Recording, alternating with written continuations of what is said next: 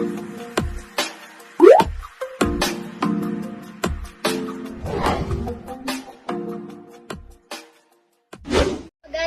araw po sa inyong lahat. Ngayon po ay magbabasa ng kwento sa Pilipino. Ang pamagat po ng kwento ay si Melo at ang inahin.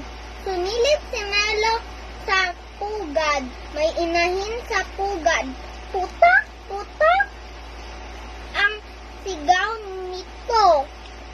Tumayo ito at lumipad.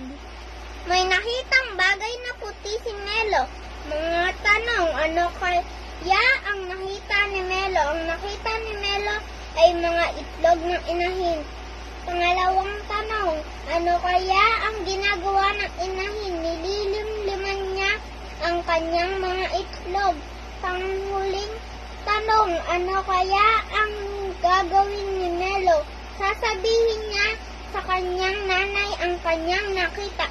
Yun po ay natapos ko na basahin ang kwento ni Melo.